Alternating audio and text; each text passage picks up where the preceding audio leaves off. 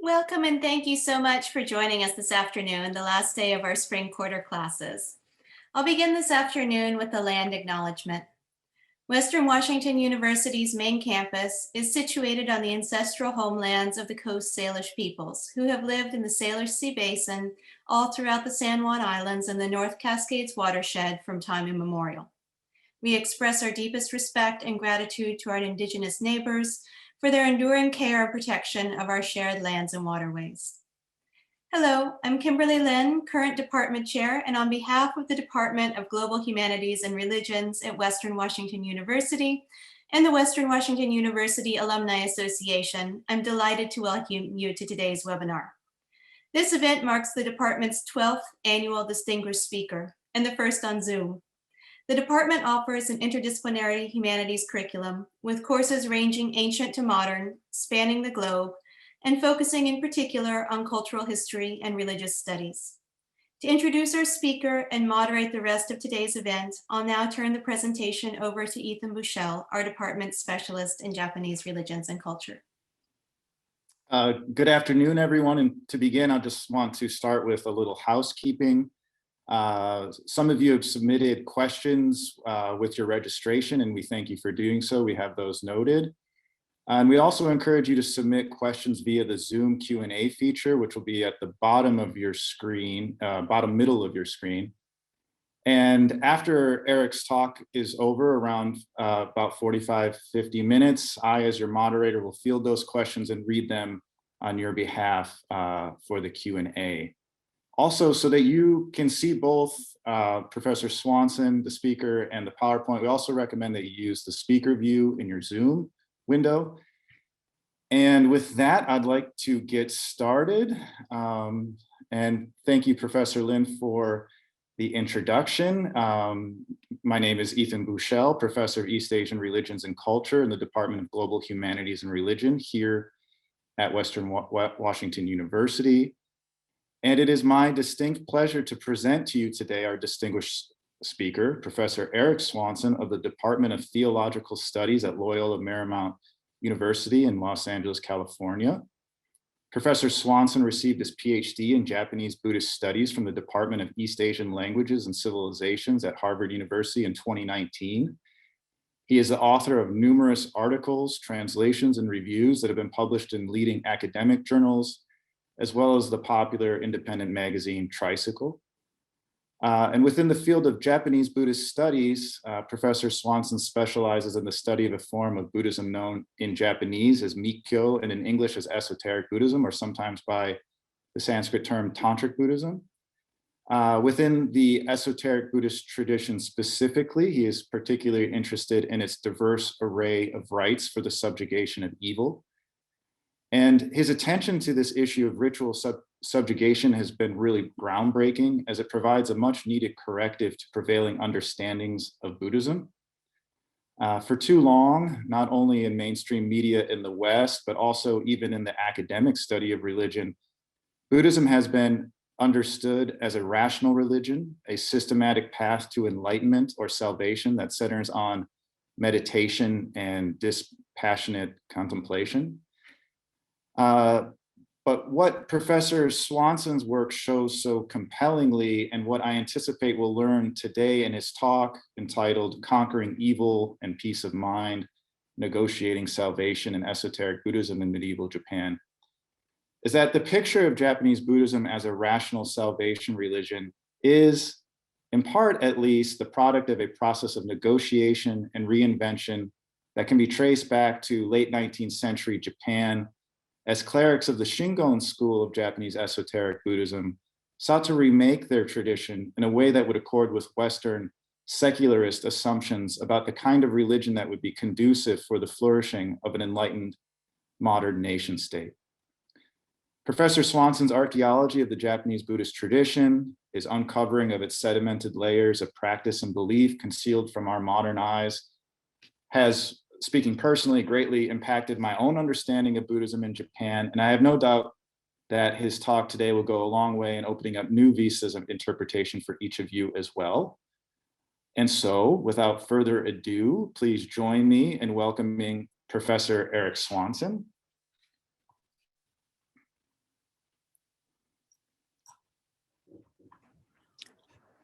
Okay, thank you so much, Ethan, for your kind introduction and for the overview of what I'm about to talk about. I almost feel like I don't need to give the talk anymore since that's such a great introduction. I do want to kind of start off by thanking the members of the Department of Global Humanities and Religions, the Western Washington University Alumni Association, for your kind support of this event. Dr. Kimberly Lin and Dr. Ethan Bushell and Maureen Chrisman for organizing and coordinating this event, and Janine for the technical support. Without your support, we would be lost, I'm sure. And finally, I wanted to thank all of you in the audience today for joining us, especially here at the end of what I think we can all agree was a very challenging academic year. As I'll be discussing this idea of peace of mind, or anjin, I think it's only appropriate that we begin with maybe a short moment of silence, just to recognize for a moment everything that happened this past year, all that we've lost, both collectively and perhaps also individually as well. So if you can just join me in a quick moment of silence.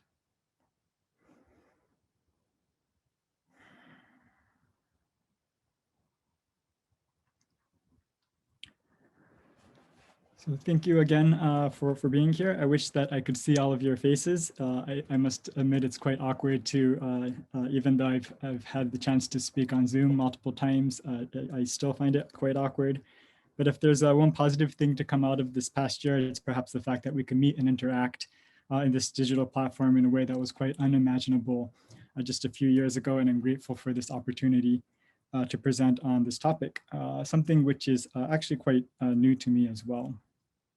So let me share my screen.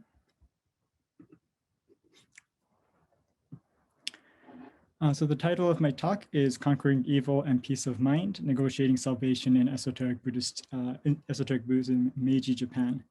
So when Ethan reached out to me about this talk, I initially thought of focusing just on this notion of the conquering of evil in medieval esoteric Buddhism. But as we started discussing further, I decided I'd like to use this opportunity to look into this idea of the peace of mind as it was articulated in modern Japan in the 19th century. I'm interested in the notion of salvation in esoteric Buddhist tradition and how it was conceptualized and negotiated across different time periods, both in pre-modern and modern Japan and across Japanese religious history. I understand that there's people zooming in from around the world, and as such, I will do my best to try to explain things in a way that's perhaps accessible to the non-specialists, while also pointing to what I think are some fascinating details in both the historical context and the negotiation of salvation that we see in the esoteric Buddhist tradition in two different time periods in Japanese history. So a quick overview of today's talk. It'll be divided into four different parts. The first is a brief introduction to the Meiji period, it would just kind of laying the foundations of what is the Meiji period. The second will be specifically on the critiques of Japanese Buddhism in the Meiji period, especially is Buddhism as this kind of antiquated tradition and how the Japanese Buddhist institutions are responding to that. The third will actually kind of transfers back to the 9th century in Japan and kind of the inception of the early stages of esoteric Buddhism in Japan, and think about how there's discussions of conquering evil and how that developed and really you could just kind of see it in the earliest stages of esoteric Buddhism. And then fourth, I'll jump back to the Meiji period and this issue of modernization and focus specifically on discourses of the peace of mind or anjin in esoteric Buddhism. So before I start, I just want to quickly show you some of the kind of recent publications on Buddhism in Meiji Japan. And I think that as you see here, these are only just a small sample, but this kind of focus of the Meiji period in Japan and this issue of modernization in Japanese Buddhism specifically has been a quite a hot topic in Japanese religion and the study of Japanese religions. And I hope that my work on anjin, this kind of peace of mind, can be in conversation with a lot of these already great pieces of scholarship. So let me begin with a basic overview of what's happening during the Meiji period that makes it such an interesting topic or time period to study. The Meiji period was a period marked with the introduction of a number of governmental reforms and drastically changed the religious landscape, forcing many religious institutions to reevaluate their understanding of their teachings and their roles in society. Today, I hope to focus on discussions that occurred within the Shingon Buddhist tradition, one of the esoteric Buddhist traditions in Japan. The first thing to note about the Meiji period was how there was a significant shift in the political power. In the year 1868, the Tokugawa shogun, who ruled Japan in the feudal period prior to the Meiji period, lost their power, and the Japanese emperor was restored to the supreme position. The emperor took the name Meiji, which can be translated as Bright Governance, as his reign name. This came to be known as the Reiji Restoration. When the Meiji emperor was restored as the head of Japan, the nation was primarily agricultural, had little technological development. It was controlled by hundreds of semi-independent feudal lords, and was a militarily weak country, especially compared to the other colonial empires of the time. With the abolition of feudalism came tremendous social and political changes in Japan. People were suddenly free to choose their occupation, and the government made possible investment in new industries and technologies, building railway, shipping lines, telephone systems, and various consumer industries. The government also introduced a national education system and a new constitution, creating an elected parliament called the Diet, which was modeled after Western nations. They did this to provide a good environment for national growth and building support for the establishment of what would be considered the modern state of Japan. Specifically important for today's talk, in 1872, the government established a national system to educate the entire population. By the end of the Meiji period, almost everyone attended free public schools for at least 6 years. And the government closely controlled the schools, making sure that in addition to skills like mathematics and readings, all students studied something called moral training, which stressed the importance of their duty to the emperor, their new ruler, the country and their families, a topic that we will return to in today's talk. In close relationship to the mobilization efforts to modernize Japan, was this idea that they would compete on the world stage with Western nations. And the Meiji leaders created a civic ideology centered around the emperor. Although the emperor wielded no political power, he was presented as a symbol of Japanese culture, as well as the head of the Shinto religion. Japan's was often called Japan's native religion. According to Shinto beliefs, the emperor was a semi-divine descendant in a long lineage that could be traced back to the sun goddess. And particularly significant in our talk today, Meiji reformers strategically brought the emperor and Shinto to national prominence, replacing Buddhism as the national religion for political and ideological reasons. By emphasizing this notion of the imperial line within Shinto tradition that traced back to mythical times, Japan was presented as having a powerful symbolic a national unity, and much effort was placed in ensuring this collective identity was instilled within its people. Another key component to consider in the Meiji period was the new competition posed by Christianity. Although unfortunately today I won't be able to discuss that in detail.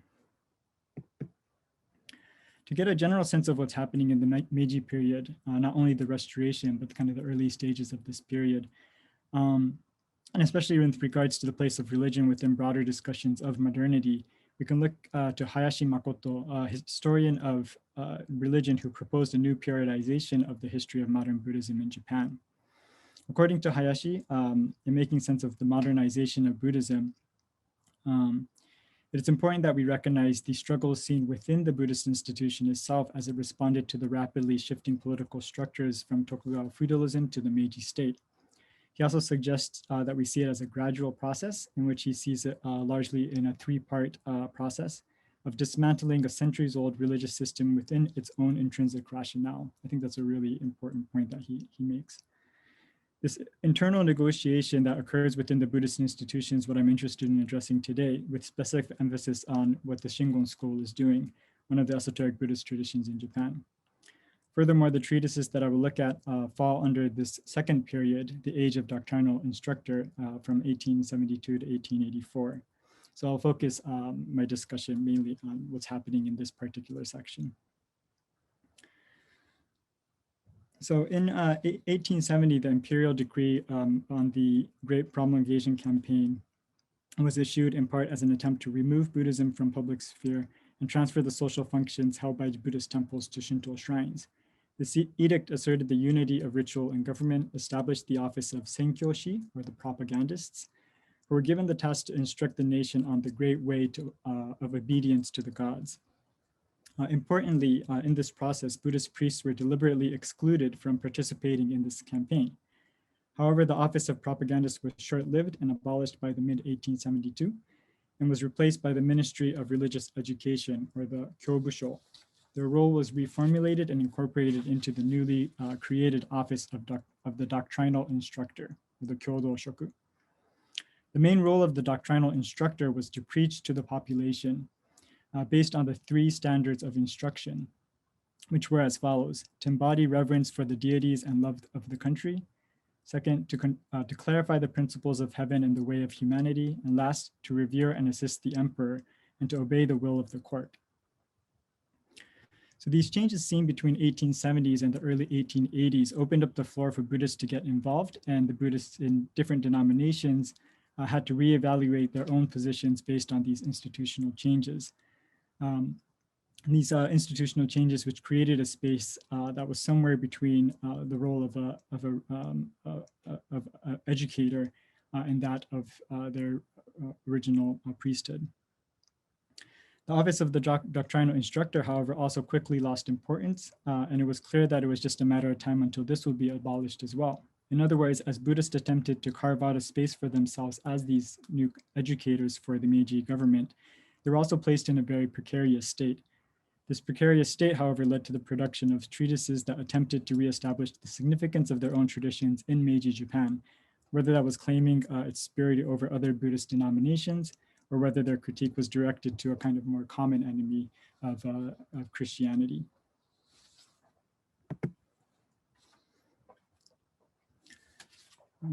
So I'll now turn to some examples of this distinction of the old and new Buddhism that arose in the Meiji period around this time. So in his study of the invention of religion in Japan, Hisanadanda Josephson introduces Tsuda Mamichi as an example of, of how the search for modernist Japan based on Christian and scientific values went hand in hand with a harsh critique of Buddhism as superstitious. In his essays, Methods of Advancing Enlightenment, published in 1874, Tsuda demarcates the limits of enlightenment, claiming that there is empty learning that belongs to Buddhist discussions of non-existence and nirvana, that is based on intuitive knowledge, and there is practical learning that solely explains the factual principles through observation and verification, pointing to the sciences, astronomy, physics, chemistry, medicine, political economy, and philosophy of the modern West. In his promotion of enlightenment and the advancement of civilization in Meiji Japan, Tsuda blamed Japanese religions, particularly Buddhism, for promoting these backward beliefs of ghosts, monsters, and the demonic. For Tsuda, Buddhism was corrupt for its role in promoting and claiming to exorcise demons, while concluding that Protestant Christianity specifically was more amenable to a modern civilization. Josephson sees this construction of the category of superstition, pointing to the vestiges of older conceptions of evil and the demonic, as inseparable from the invention of the concept of religion in Japan, and as a marker for beliefs that should not be believed in. As we will see, this harsh critique of superstition, while applied to Japanese Buddhism overall, could be particularly addressing the practices associated with esoteric Buddhism. Another example of the harsh criticism of so-called antiquated ways of Buddhist institutions can be seen in the writings of Nakanishi Ushiro, who was known as a religious thinker of Meiji Japan. In 1887, Nakanishi completed his first book, Treatise on the Religious Revolution, which was published in 1889. In his multiple publications, he presented what he understood to be the relationship between Buddhism and civilization, and argued that the Meiji Reformation was one step in the much needed revolution of religion, or Shūkyō Kakumei. In his discussion of this change, it's important to note that Nakanishi used Christianity and the history of the West as a frame of reference, suggesting that just as the Roman Catholicism went through a reformation and into Protestantism, the older antiquated form of Buddhism must be reformed to a new Buddhism. Although his views on new Buddhism was met with some criticism from his contemporaries, it was highly regarded, particularly among the young Buddhists who were interested in the new kind of possibilities of the Buddhist teachings in their efforts to modernize Japanese society. So what exactly did Nakanishi say about new Buddhism, and what was his critique of old Buddhism? I've listed a very useful list that was created by Hoshino Seiji in his article on the subject. Here we can see a very clear distinction between what he viewed as old and new forms of Buddhism. So he said, new Buddhism is progressive, old Buddhism is conservative, new is open to common people, while old is elitist. New is spiritual, while old is materialistic. New is based on faith, while old is based on learning and scholasticism.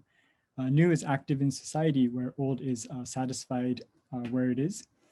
New is historical, while old is dogmatic, and new is based on reason, while old still clings to superstitions. This demarcation between new and old Buddhism, as one can see, is laid out very clearly. It was precisely the clarity, and perhaps one can say the simplicity, in these distinctions between the new as the desired future of Buddhism and the old as that which needs to be reformed, that made it such an influential framework that gained traction in Meiji Japan. In fact, this rather simplified distinction voiced by figures like Nakanishi between new and old Buddhism had concrete consequences in the discussion of the future of Buddhism and in the actual assessment of historical or their contemporaries. There was a very interesting study by Kamiyama Mitsuhiro on the Shingon priest Shaku Unsho, where he points to the way in which a prominent Shingon figure, esoteric Buddhist figure, quickly changed in light of this distinction between old and new Buddhists. In the publication of a journal called Bukkyo or Buddhism and Shinbukkyo, New Buddhism, in the early 1890s, there could be seen submissions of essays by Shaku Unsho, a prominent figure within the Shingon tradition. But however, by the late 1890s, the same figure of Shaku Unsho came to be presented as an exemplar of old Buddhism. In other words, as a conservative, elitist, and superstitious. This quick transition of a Buddhist figure's public face seen through these journals suggests the rapidly shifting and tense environment of Meiji period polemics. As these examples indicate, the early to mid Meiji period was a time of reimagining of the role of religious institutions in Japanese society. Although the call for reform within Buddhist institutions were applied across the board to all Buddhist schools and denominations, as was the case with Shaku Unsho's, one could say that the esoteric Buddhist tradition became an easy target in the critique of Buddhism as antiquated, elitist, materialistic, dogmatic, and superstitious.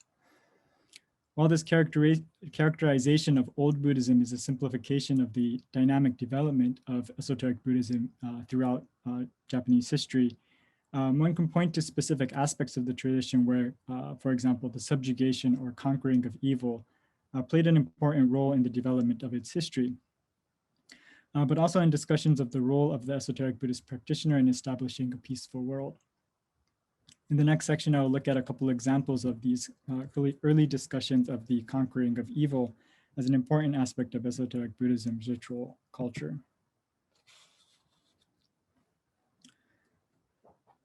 So for the Shingon school, one of the two major esoteric Buddhist traditions that developed in Japan is today mostly associated with Kukai, the Japanese Buddhist monk, calligrapher, poet, and founder of the esoteric Shingon school of Buddhism. In critiquing the view of Kukai as a founder figure of the Shingon school, Ryuichi Abe argued in The Weaving of Mantra, Kukai and the Construction of Esoteric Buddhist Discourse, that Kukai's most important contribution to early Heian society, 9th century society, needs to be understood within the historical context of his time. His important contribution, according to Abe, was not that he established the Shingon school, but rather that he responded to the needs of his contemporaries in his construction of an esoteric Buddhist discourse that consisted of a new language theory and ritual system. Kukai envisioned esoteric Buddhism as providing a new linguistic foundation of religious discourse essential for maintaining social order, and established a new relationship between the imperial family or imperial order and the Buddhist establishment. However, it's also important to recognize that discourses regarding esoteric Buddhism continued to be negotiated in the years following Kukai's death, especially in some of the most important innovations seen in the way esoteric Buddhist rituals were were presented as rituals that would bring peace to the land. Even in the early years of the development of esoteric Buddhism in Japan, there was a continued negotiation of the rapprochement between the Japanese state and the Buddhist establishment in the years after Kukai, through the establishment of these new forms of ritual practices. One such innovation was an attempt to amplify the very force of mantra, or these kind of esoteric Buddhist spells, as a means to counter and subjugate growing perceptions of the presence of evil among ruling elite of the Heian capital, the capital at the time. As scholar Hayami Tasuku has suggested in Heian, in his study, new forms of rituals appeared after Kukai's time that amplified the role of esoteric Buddhist ritual practice as effective in subjugation of evil, malevolent threats. The Taigensui ritual and the Shijoko ritual that I will address today are prime examples of this new form of ritual. However, it's also important to note that with the rise of these new forms of ritual, we can discern the appearance of new negotiations between the amplification of the forceful and violent side of the function of esoteric ritual power on the one hand, and attempt to frame these ritual practices within a broader Mahayana framework that focuses compassion and the salvation of all beings. A point that is clearly dismissed in the polemical attacks of the old or antiquated Buddhism seen in Meiji intellectuals. This is something I also hope to touch on. When we speak about the subjugation of evil in esoteric Buddhism, perhaps no better place to start than to introduce the wrathful figure of Taigensui Myo that we see depicted here. This wrathful figure was the object of veneration in the Taigenho ritual, which was practiced for the protection of the state, and specifically for the subjugation of one's enemy, or onteki choboku. It was Jogyo, one of Kukai's disciples, who was first to import a complete ritual set that was necessary to perform this ritual. In Jogyo's catalog of important items, he emphasized that this ritual was one that had yet to be fully transmitted to Japan, and that no other ritual can compare to its power of preventing calamities.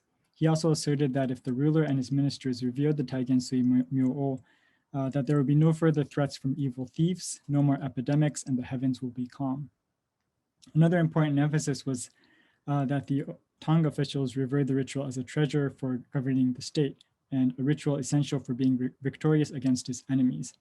All of this were important claims amplified to convince the court of the necessity of establishing this ritual for maintaining peace. In the year 847, Jogyo requested that this ritual be performed at Horinji in Uji district for the protection of the state, and his request was immediately approved.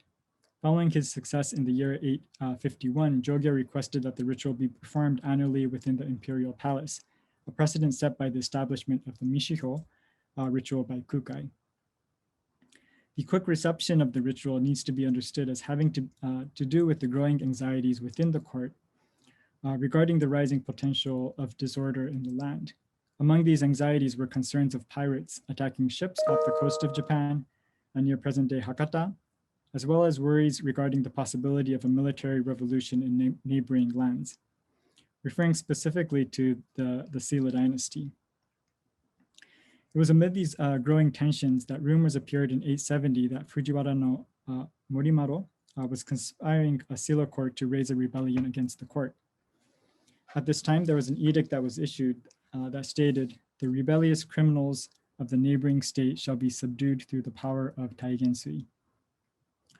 In this way, the quick reception and the sudden rise in the importance of Taigensui ritual can be understood as intrinsically connected to the growing concerns and anxieties felt against the impending threats from neighboring territories and that these rites addressed concerns of the ruling elite of the Heian capital. The establishment of new forms of rituals that purported to eliminate malevolent forces also developed on Mount Hiei around the same time, also involving the request by the ruling elite.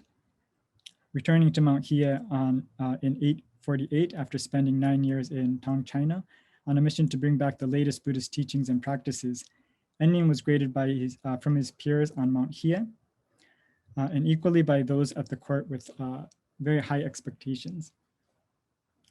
The anticipation and trust that was placed in Ennin is also evident in how he was approached in 850, just 2 years after his return to Mount Hiei, for the accession ritual of the new emperor, Emperor Montoku.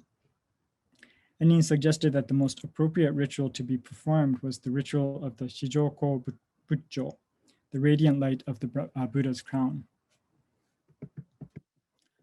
Ennin explained, in removing calamity and attaining fortune, there is no superior method than the Shijoko Butjo ritual. It is for this reason that the ritual is practiced in the Naidojo of the Tang Imperial Palace for the protection of the state. It is imperative to establish a practice ground in a Goma platform and to practice this ritual for the benefit of the emperor. End quote.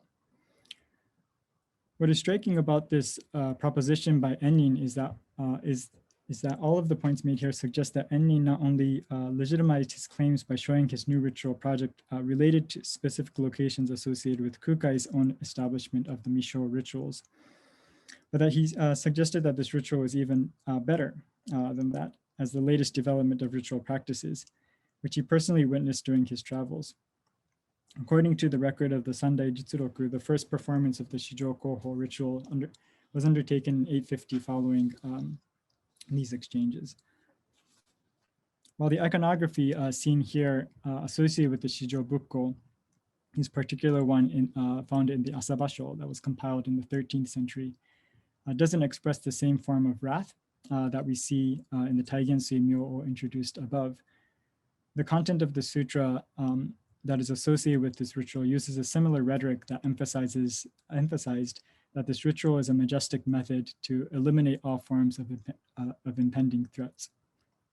In the text, instructions on the Dharma wheel to remove calamities as expounded by the great sage, excellently auspicious Bodhisattva Manjushri, that's a very long title, explains, quote, when one with clairvoyance predicts the spread of great epidemics and demonic spirits, or the rise of violent soldiers and bandits who attempt to invade one's people, the emperor should put up a mandala, and with a mind of reverence should pray daily for the protection of the land.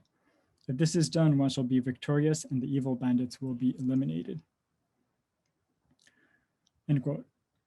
The sutra goes on to explain that the vengeful enemies, evil diseases, spirits from previous lifetimes are all potential threats that can be subverted through this ritual practice.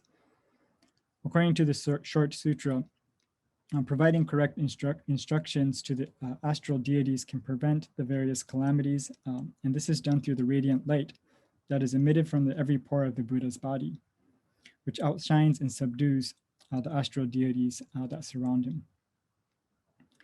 Here, the purpose of subduing potentially malevolent forces is a key component to the ritual. It's also significant that the ritual process proposes to assist the emperor or other patrons at times when they are faced with impending social or political threats. As seen here in the years immediately following Kukai's passing, there was a growing emphasis on the establishment of rituals that promised to counter malevolent threats with ever more majestic ritual methods. However, in a treatise written by the same figure, Ennin, Sochikara-kyo Ryakusho, a commentary of the Suddhikara Sutra composed in 855, indicates that he was quite aware of the need to carefully negotiate and clarify potential misunderstandings that might arise regarding the rhetoric of violence seen in these rituals that propose to subjugate demonic figures. Ennin seems to understand that the emphasis of subjugation brings up important issues for the Buddhist practitioner. What implications might this have to the notion of the Bodhisattva ideal of compassion and saving others. Ennin addresses this issue through an interlocutor who asks, if subjugation ritual destroys various malicious beings like demons, evil people, snakes, dragons, and the like, does that not constitute as killing? In response to this question, Ennin responds, according to the commentary by Yixing, the meaning of devouring is for the wrathful ones to swallow the various vinayakas. If it is practiced in accordance to what you speak of, it is indeed a crime for the Buddhas and to kill sentient beings. However, it's revealed in the esoteric teachings that the Vinayaka are responsible for all obstructions, and that all obstructions rise from one's deluded mind. If you devour these obstructions, the afflictions of your mind and eyes will be clear. What is called true wrath is to devour the obstructions of all sentient beings to the gate of the letter Kya. This is the work of the Tathagata, the practices practiced by the Buddha. You should consider this deeply, end quote. Here, Ennin emphasizes the importance of the practitioner of esoteric Buddhist ritual to understand that the act of subjugation is conducted within the context of ritual practice, and specifically as the act of an enlightened being. To engage in the act of wrath is not the same as real violence that intends to inflict harm or take life away. Rather, it's important that one conduct subjugation with the understanding that the object of subjugation is none other than the Vinayaka, which arises within one's deluded mind. If one misunderstands this, they are in the danger of committing a crime and will accrue the appropriate karmic consequences for their actions. Ennin also emphasizes the importance of the practitioner's correct mindset. Specific instructions include warnings against a ritual practitioner to feel aversion towards the heavenly spirits, beings depicted as those who will be coerced within the ritual practice. Ennin elaborates on the notion of heavenly spirits and says this includes the various spirits and kami of the heavens and the earth, and further emphasizes that this should be understood as saints that deserve reverence. Ennin also points to the temptation of the practitioner to employ mantras to bind people down to bring down one's enemies, and comments on practitioners who use spells to battle to show off one's supernatural skills. In response to these topics, Ennin provides a clear explanation of why these modes of thought should be avoided. They would go against the mind and conduct of a bodhisattva.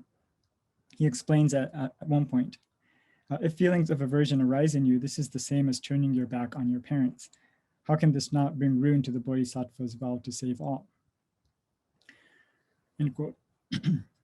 When we consider that Ennin decided to compose a commentary as part of his effort to establish the foundation of training of esoteric Buddhist practice on Mount Hiei, where he resided, one may be able to conclude that while Ennin understood the need to appeal to patrons with esoteric Buddhist rituals that promised majestic methods to avert threats through ritual subjugation, this is also precisely the reason why it was necessary to instruct further future practitioners that proper conduct and mindset was not only key to achieve successful results, but also required to maintain basic ideals of the compassionate practice of the bodhisattva in the Buddhist teachings. At the same time, emphasis was also placed on the understanding that ritual practitioners act as Buddhas, with the purpose of leading all beings, including malevolent spirits, towards liberation, not as an unenlightened figure. It was, in other words, carefully presented as a Buddhist form of salvation. What do these discussions regarding the subjugation of evil enemies in the esoteric tradition tell us?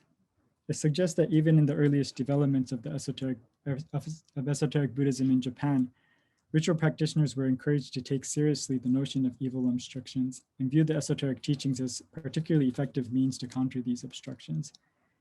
In this sense, perhaps the critique of old Buddhism seen in Meiji Japan as concerned with the exorcism of demons seemed to ring true to a certain extent. However, it's also important to recognize that in taking the notion of evil seriously, careful negotiations were made between the amplification of the need to use more powerful methods to vanquish evil on the one hand, and to clarify on the other how they can still be understood as operating in accordance to broader concerns of compassion and salvation within the Buddhist teachings. The simple rejection of old Buddhism as being superstitious ignores the tension that we see even in the earliest developments of the esoteric Buddhist tradition in Japan, of how salvation was negotiated as Buddhist practitioners encountered scriptures that clearly stated that the violent subjugation of evil spirits was a proposed function of these rites. The other critique, however, that the old Buddhists, in other words, that the old Buddhists were elitists, could also be seen in these examples. While there are exceptions, many of the esoteric rituals were performed to the patronage of elite imperial family and aristocrats, and were often for the protection and care of either the bodies of the patrons and the success of their elite lineages, or the rituals were performed for the protection of the state in response to droughts, famine, social unrest, etc. The role of esoteric Buddhist practice as supporting the ruling elite was, in fact, one prominent characteristic of Shingon Buddhism, although not the only one. And in fact, can be also seen expressed by Meiji period Shingon monks as well. For example, the treatise by Shingon monk Shaku Unsho on the national doctrine of Greater Japan, Dai Nippon Kokkyoron, translated by Kameyama Mitsuhiro and included in the recently published Buddhism and Modernity volume, show that one of the clear intentions behind the production of the treatise was to claim that esoteric Buddhist tradition of Shingon Buddhism was the so-called original school of the imperial house. The notion that Buddhism should be a national religion, with Shingon esoteric Buddhism as the most fitting Buddhist school to serve the Meiji Emperor, was a characteristic of the esoteric Buddhist institution not only critiqued by new Buddhists, but also embraced and seen as a part of the Shingon Buddhist identity both in 9th century Japan and the Meiji period in the 19th century. The discourse of new and old Buddhism was, however, clearly driven by institutional polemics, and many of the Buddhist intellectuals that were at the forefront of these discussions on the role of Buddhism in modernizing society were associated with the Shin Pure Land traditions.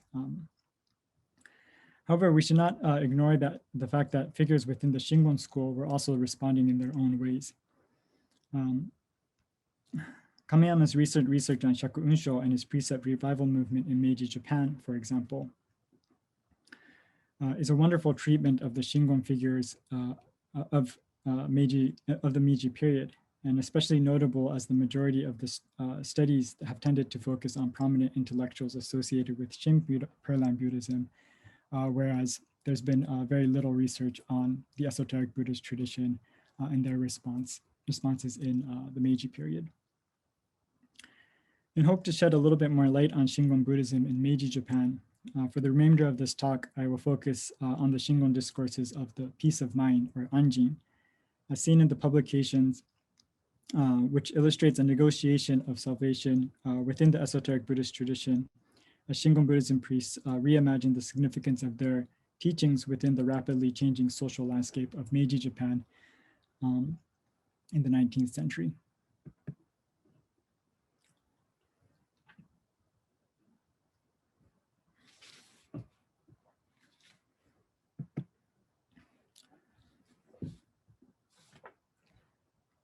It's perhaps important to note that the term anjin, seen here, or the peace of mind, was traditionally associated more with the Shin Pure Land Buddhism, which used the term anjin ketsujo, which basically translates to a determined peace of mind, or the determination of a peace of mind, to refer to one's faith in the salvific power of the Amitabha Buddha of the Western Pure Land in Buddhism.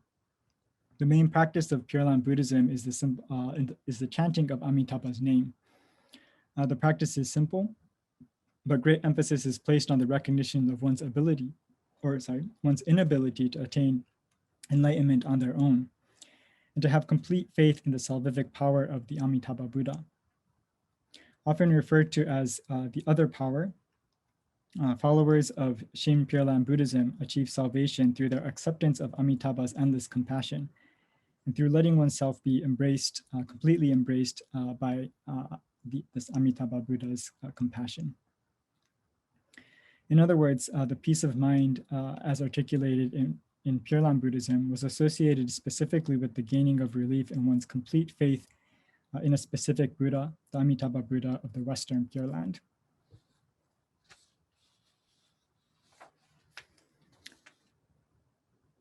Regardless of any doctrinal associations we can make to the Pure Land teachings through the term anjin, or peace of mind, What was perhaps more crucial in understanding why we see an emergence of the discourse of peace of mind within Shingon Buddhism in Meiji Japan was a growing concern of the need to proselytize the Shingon teachings and the necessity to make the teachings more accessible to a broader audience.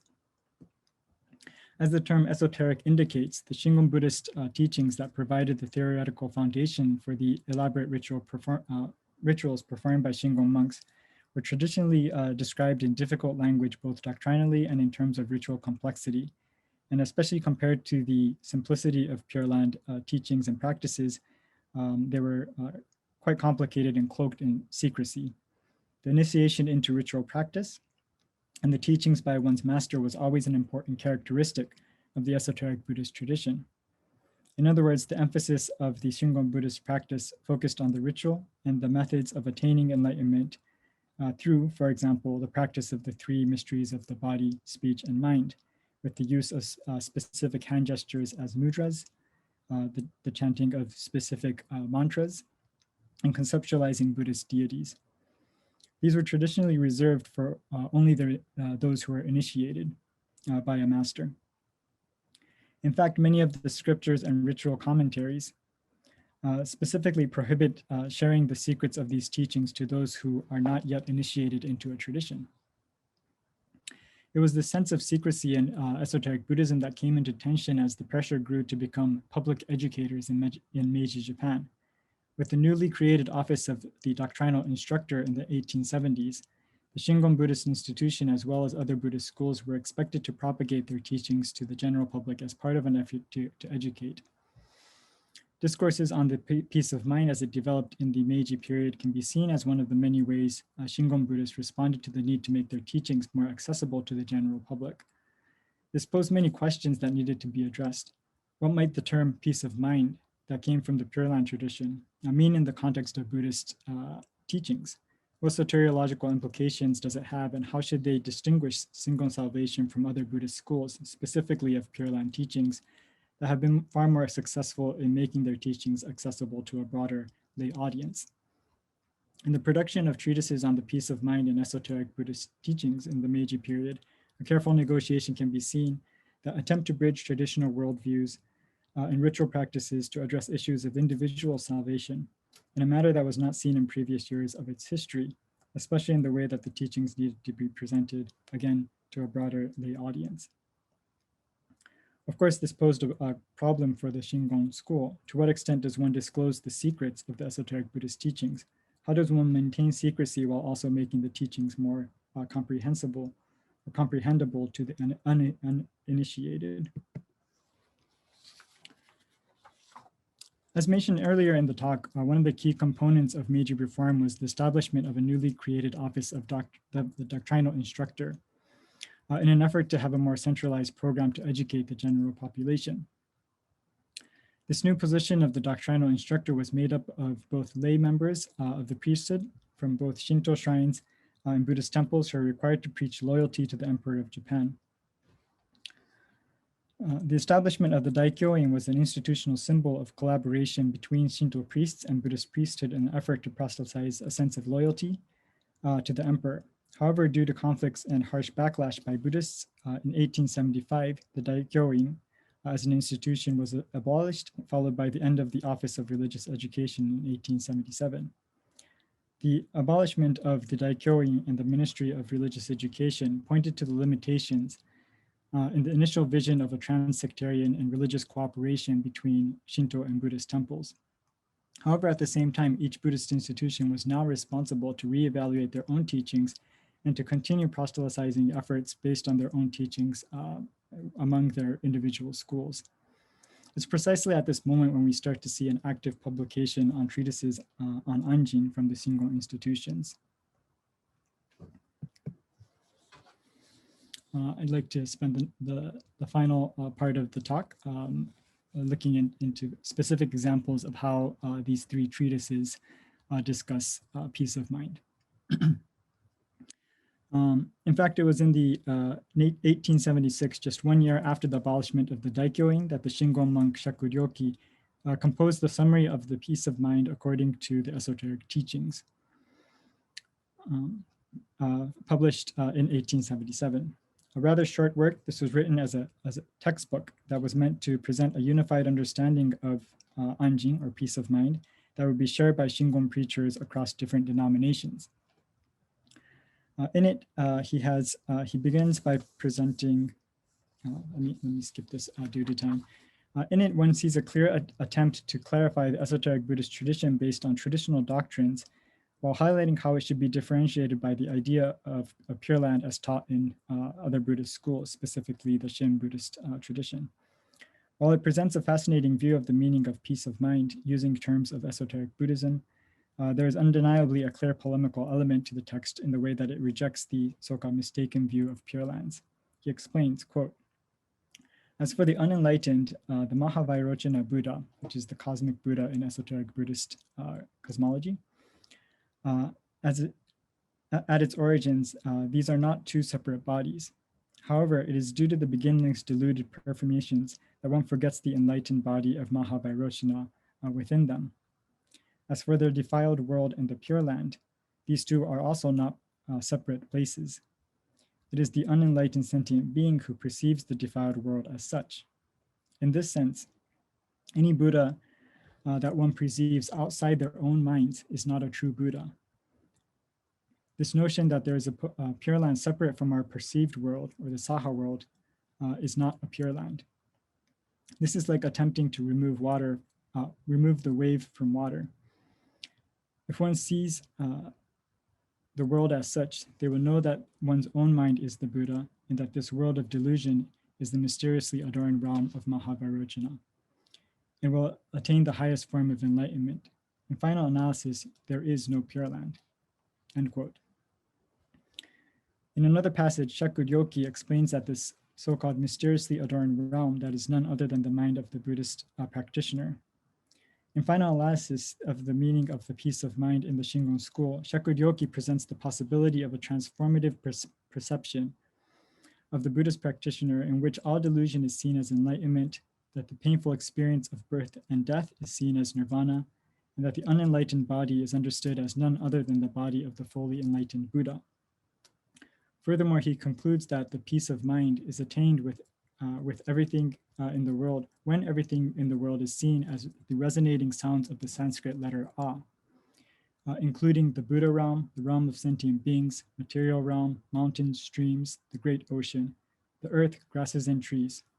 When the world is viewed in this way, the actions of all people, regardless of their social status, whether monastic or lay, are understood as coexisting within the virtue of the sound of the letter A. Obtaining a peace of mind in the esoteric Buddhist teachings, according to Shakugyoki, is to understand one's true nature as resonating not only with the Mahavairochana Buddha, but also with all other beings and the rest of the material world, with the shared vibrancy of the breath of the cosmic Buddha through the sound of the letter A.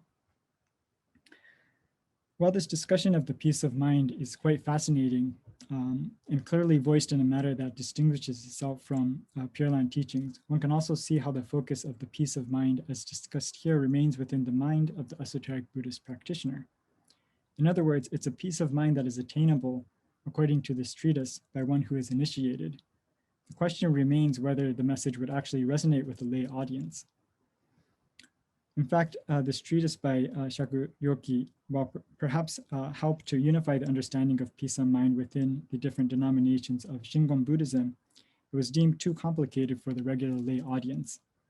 This is understandable, as the focus of this transformative perspective in the mind is in the mind of the esoteric Buddhist practitioner, not on specific practices and teachings of the regular lay person in a way that they might be able to incorporate into their own lives.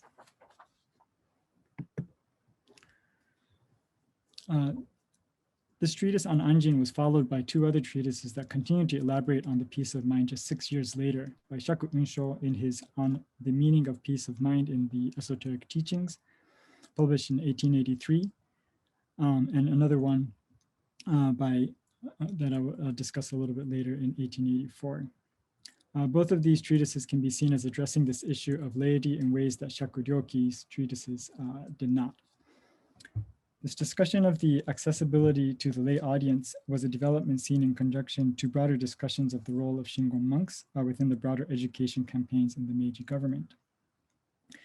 In November and December of 1879, a series of conferences were held at the Reiunji Temple in Tokyo, which was meant to bring together all denominations of the Shingon establishment to discuss how to unify the Shingon school.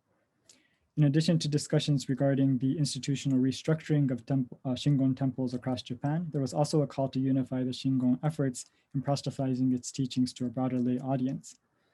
Through these discussions, it was decided that key members of different denominations of Shingon Buddhism will craft their understanding of Shui Anjin, or our school's understanding of peace of mind, again following the model of Shin Pure Land Buddhism, who have been more successful in their efforts to reach out to laity. When the group reconvened in the following year in 1880, Shaku Unsho was responsible for compiling this into a single treatise, which became published as On the Meaning of the Peace of Mind in the Esoteric Teachings, published in 1883.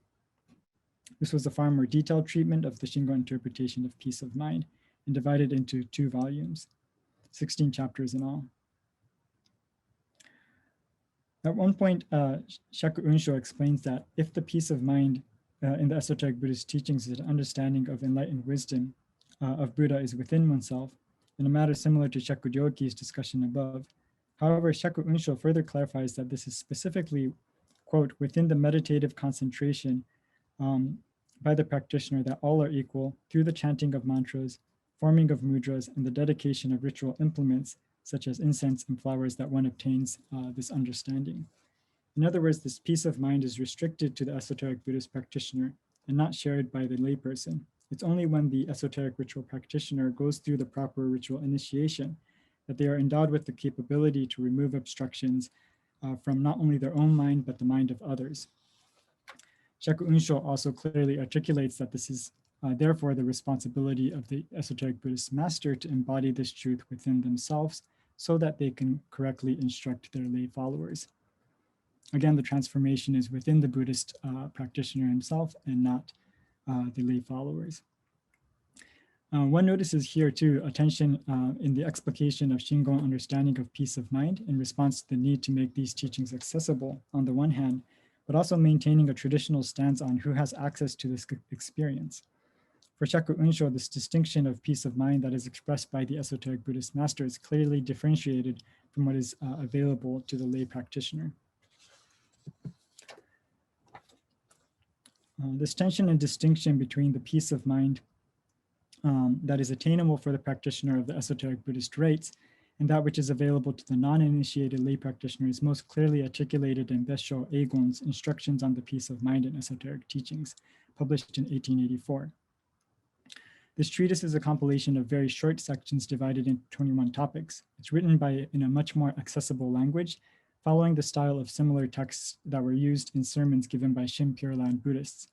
According to Murakami Hiroko in her article Koya-san in Early Meiji, the brevity of each chapter reflects its practical use of the Shingon priest who may choose to read it as part of their sermon.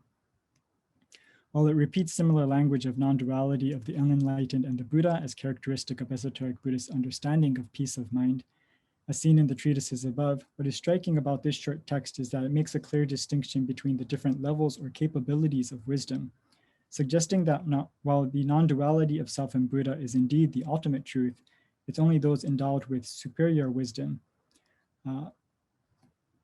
that is able to immediately obtain the profound truth. Those with inferior wisdom,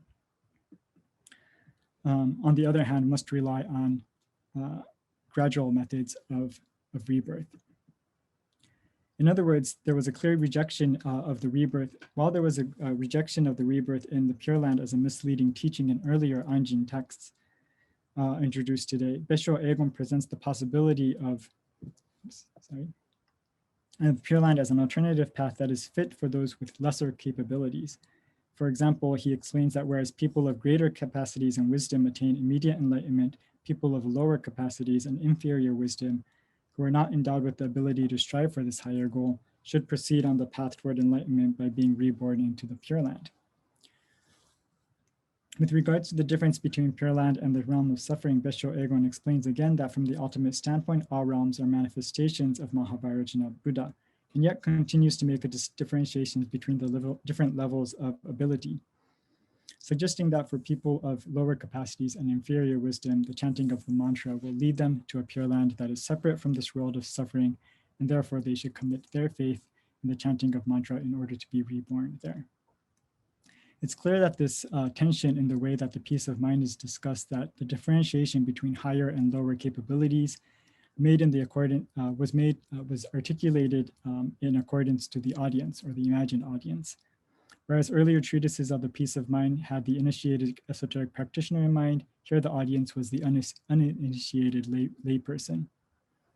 Negotiations of the peace of mind in Shingon circles during this time reflect a tension between the need to open up their teachings to the lay community, but also maintaining the traditional stance that there's a culture of secrecy that maintains that most profound experience are only for those who are properly initiated.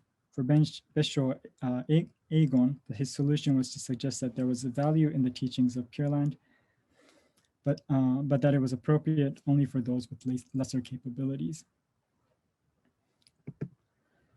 So in this presentation, I attempted to take a look at the various ways in which salvation was articulated within the esoteric Buddhist tradition, pointing to both discussions regarding earlier discourses regarding the subjugation of evil, which came under critique in a radically modernizing landscape of Meiji Japan, as well as how salvation in esoteric Buddhism was reimagined and articulated as a peace of mind in Meiji period. Much of this negotiation of reimagining esoteric Buddhist salvation can be seen and occurring not necessarily as a doctrinal necessity, but rather as a response to the shifting realities of the changing role of religious institutions.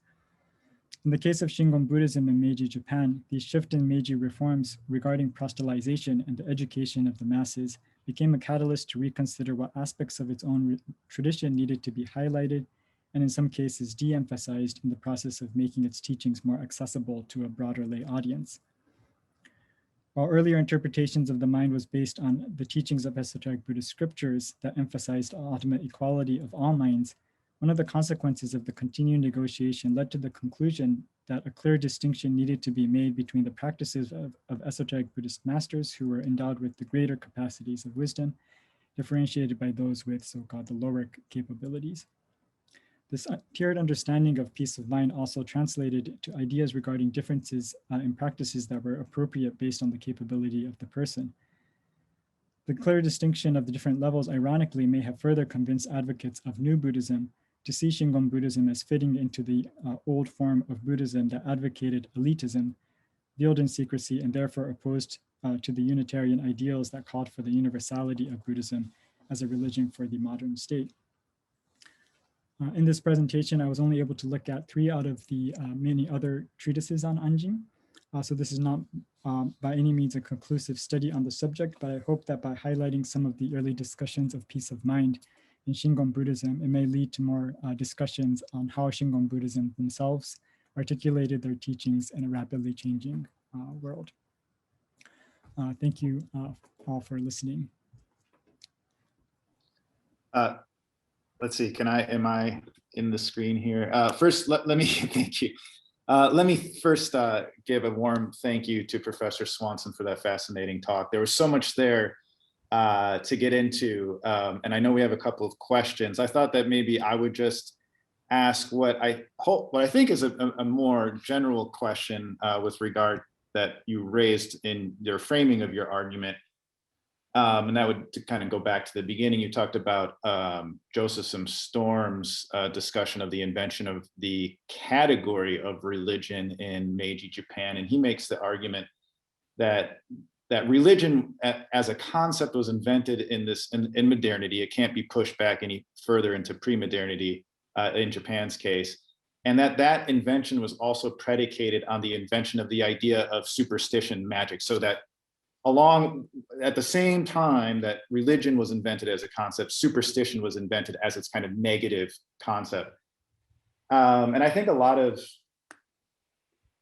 people have found that argument convincing, but one of the things that I picked up in your discussion is that while the modern opposition between these, let's say salvation and magic is not so sharply drawn in pre-modern Japan, there is a sense of tension. And I think you're returning to this term of negotiation. And one of the points that I like the most, because I've been really thinking about ennin and the taigen, suiho, and Shijoko, the rights that you were mentioning. The passage in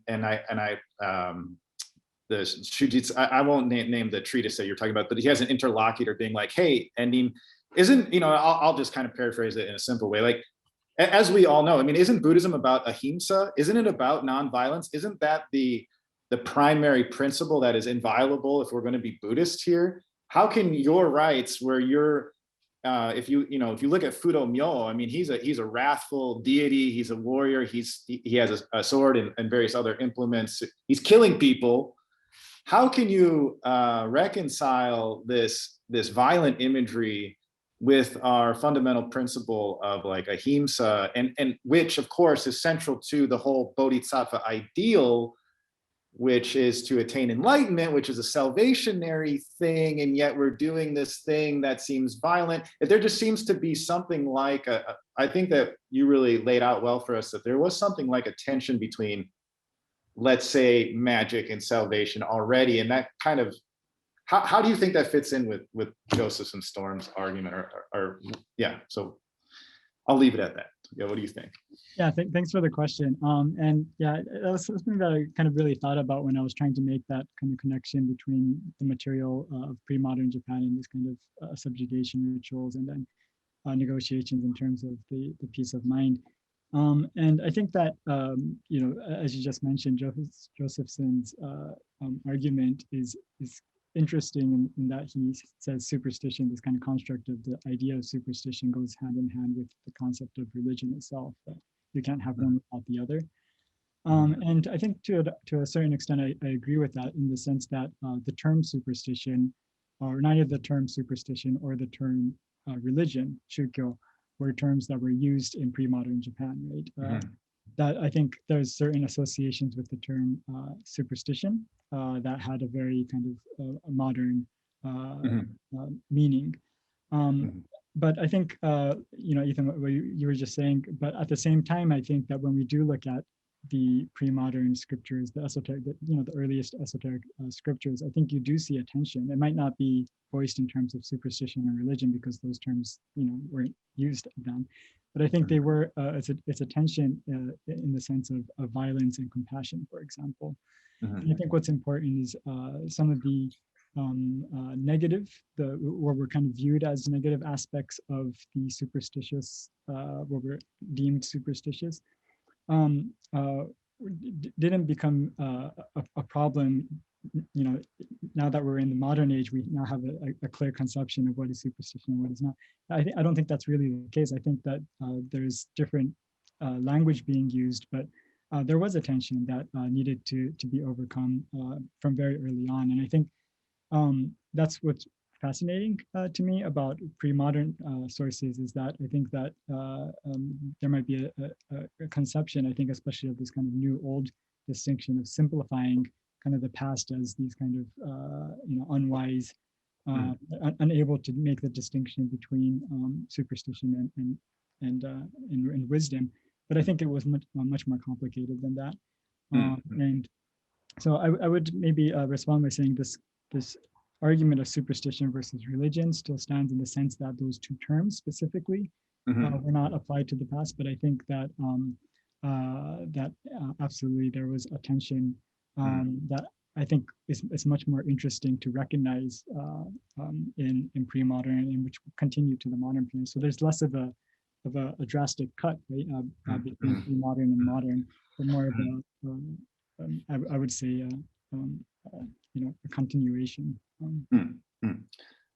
Yeah, so thank you for making that point. I think one of the unintended consequences of Joseph and Storm's argument is to underestimate the sophistication of pre-modern religious specialists, and that they were actually more sophisticated than we think. And I think that what your response illustrates that, and I thought your talk really demonstrated that beautifully. So So this, I'm in an interesting position where I'm listening and I'm having a back and forth with you, but there are also many very excellent questions, and I want to make sure I read those questions, deliver those questions to you on behalf of the audience.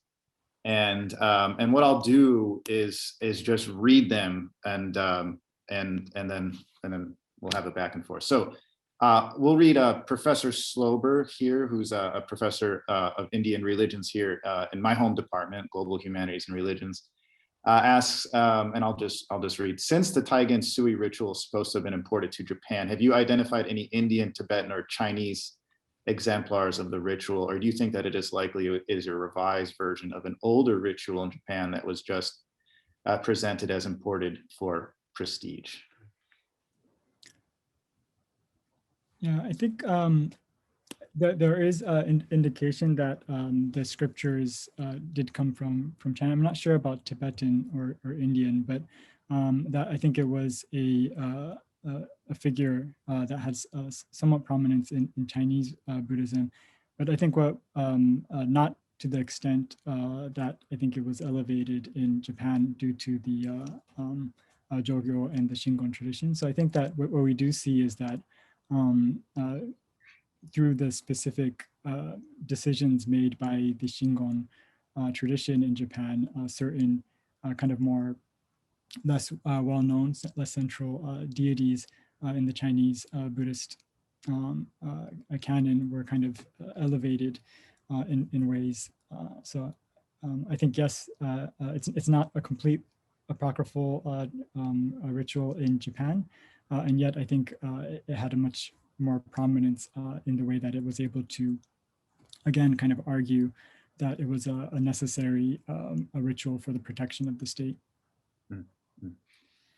And to go on to another question, it's kind of hard. I can't do follow-up, but and there are quite a few very interesting questions. So let me move on to a question from Professor Michiko Yusa, Professor Emerita of Western. And she asked, do you think the Shingon Buddhist effort to open up its teachings to the lay people actually succeeded in achieving its end? That is, did they increase the number of followers in Meiji Japan and afterwards?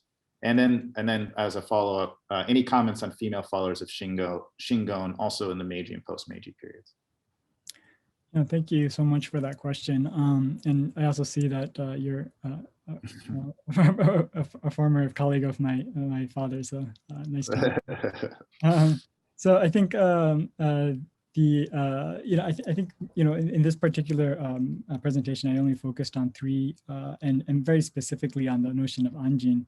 And I think what you see happening is that the efforts to proselytize is not confined only in anjin discourse, but there's other forms as well. For example, I think even before this discussion of anjin, the Kobo Daishi Shinko, the focus on on Kukai as the savior, was one of the ways in which Koyasan specifically reached out as a possible way to get lay people to come to Koyasan, for example. And there's a lot of discussion about that as well. So I think that there's certain limitations that we can talk about of anjin discourse, but then that doesn't necessarily mean that they were completely unsuccessful in their larger efforts to reach out to the lay community. And I think another thing that I did want to mention was that one of the last treatises that I mentioned made a very kind of clear distinction between the higher capacities of the Shingon practitioners and then the lay practitioners, suggesting that the lay practitioners were kind of have less capacities, which I thought was a really unfortunate, personally, development of what kind of started off as a really fascinating topic. But a few years later, I think there's certain figures in the Shingon tradition who actually go back on that and say, no, there are certain kind of interpretations that really made the distinction between the different capabilities, but reverses that and says, no, if we're going to talk about a Shingon anjin, then we should really talk about how this is salvation for all. So, so that particular treatment was not the final word. So that's kind of one thing that I wanted to put out there. But unfortunately, I just didn't have time to get into all of the different interpretations. One kind of interesting thing about the female followers of Shingon in one of the treatises, actually in the same treatise that I just mentioned, Aegon's treatise, he talks about female practitioners in the same way that it's often talked about as the female body being more defiled than the male body, and talks about salvation as in relationship to that. So I think I would say for that particular discussion, it's in line with what a lot of the other Buddhist institutions are doing, where they kind of fall onto this very male-centered, sexist interpretation of the female practitioner. So this is unfortunately not an exception in the case of the Shingon treatise as well. Just as a quick follow-up, it really struck me how much that treatise by Besho Egon resembled Genshin's arguments in his Ojo Yoshu. It's the same rhetoric, and probably the same rhetoric about the female body as defiled. So, okay, let me get to it.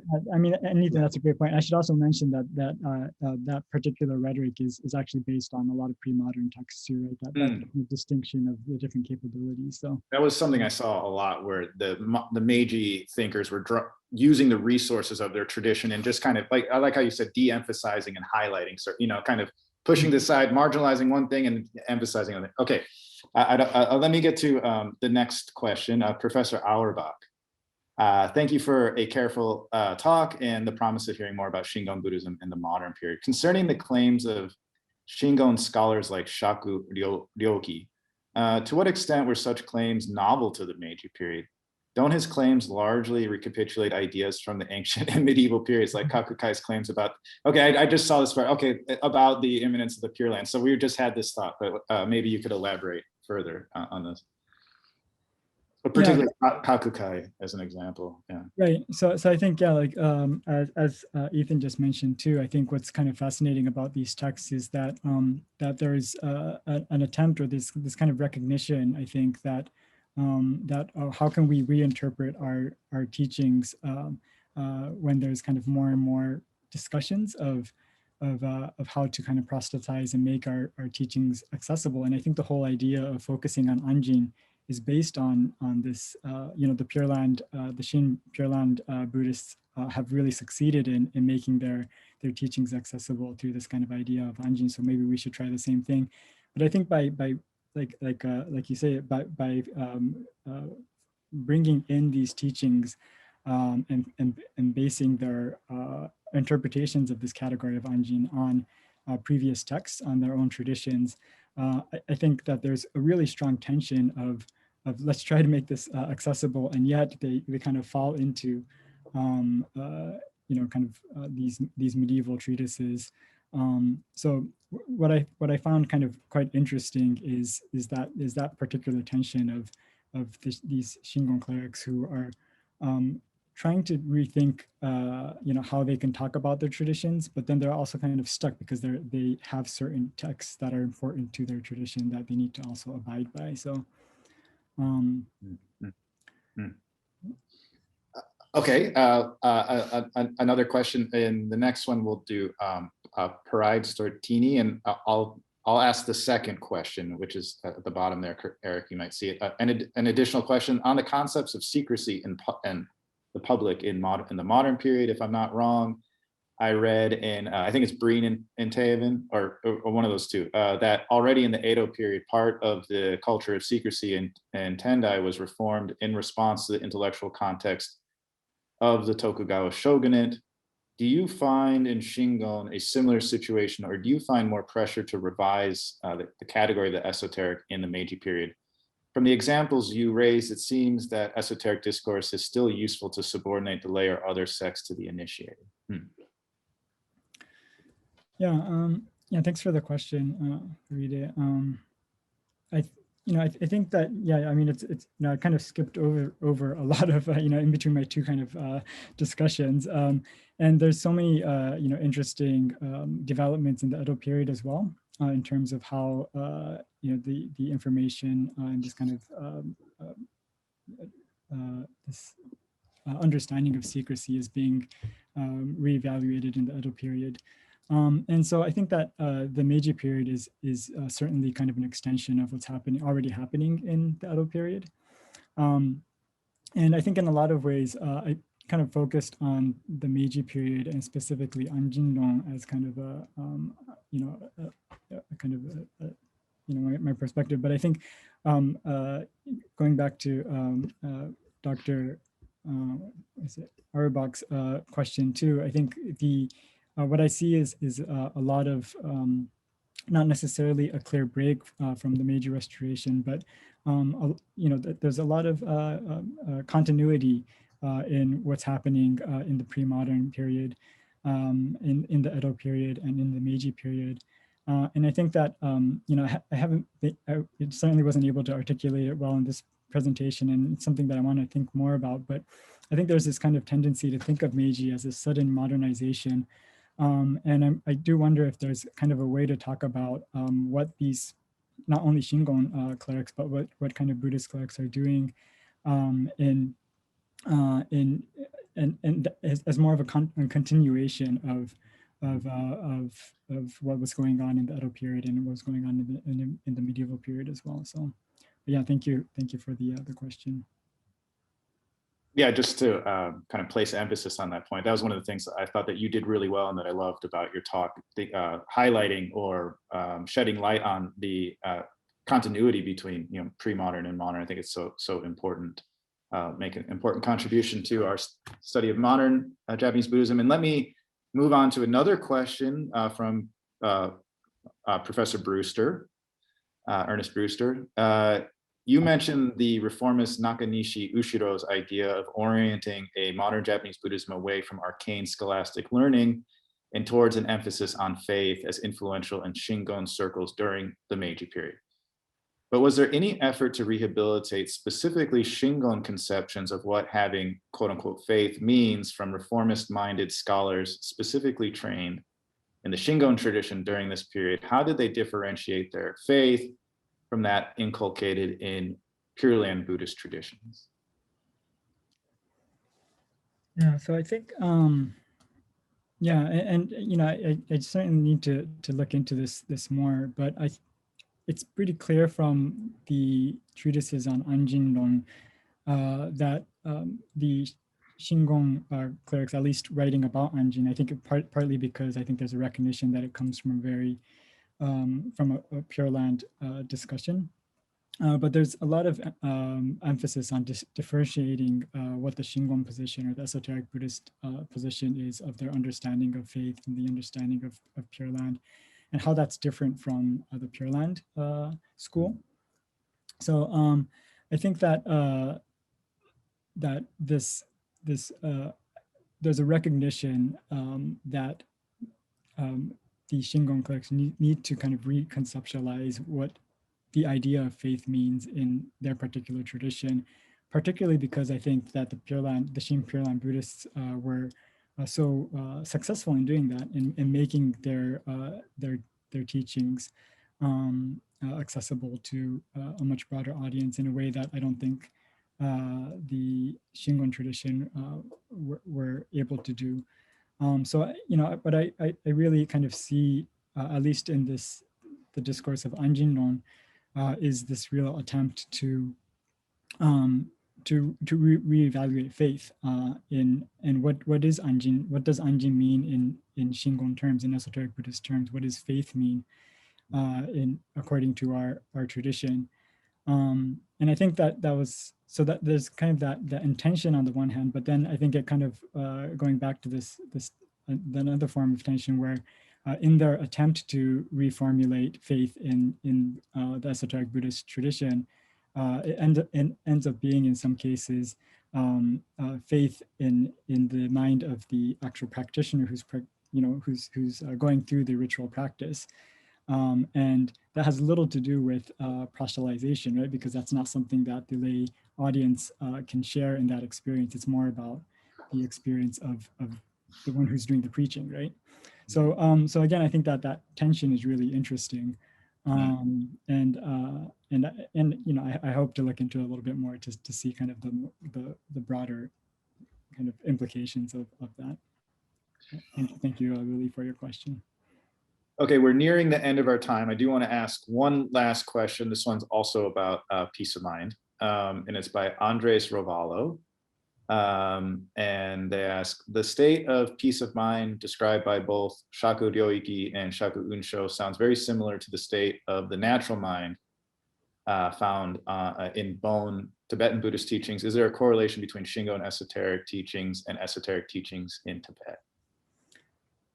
Yeah, absolutely. I mean, I think that the correlations are basically based on shared scriptures. So I think that there's, of course, different ways in which the Tibetan tradition developed. But for example, the Mahavairochana Sutra is probably the most important esoteric treatise or scripture in Japanese Buddhism. And a lot of this discussion of the equality of the mind, I think in the commentary of the Mahavairochana Sutra, it basically asks, what is the meaning of the ultimate profound truth? And it's voiced as the ultimate equality of the Buddha, the mind of the Buddha, the mind of the practitioner, and the mind of all sentient beings. And this kind of notion of the non-duality of all minds that we see also kind of rehashed or used as the foundation of Anjin. I think you can read it back into the what's discussed, how the mind is discussed in scripture, like the Mahavairochana Sutra. So, so I think absolutely, I think there's a certain scriptural basis that are shared by these two traditions, and that kind of cross cultural comparison is actually quite fascinating. Okay, so to close, I would like to give Eric a big thank you for the wonderful talk. Thank you, Professor Swanson. Applause, just us two. And thank you. And I also want to thank everyone for joining us today on a Friday evening, or maybe you're in a different time zone, wherever you are, whenever it is. We here at Western Washington and Global Humanities and Religions Department really appreciate your participation and attendance. And so we would also like to thank the Western Washington University Alumni Association for their partnership. And we'd like to thank all of you who chose to support the Department of Global Humanities and Religions as part of this webinar. Thank you, everyone. It's been a real pleasure. And thank you again, Professor Swanson. Thank you, everyone, for your time.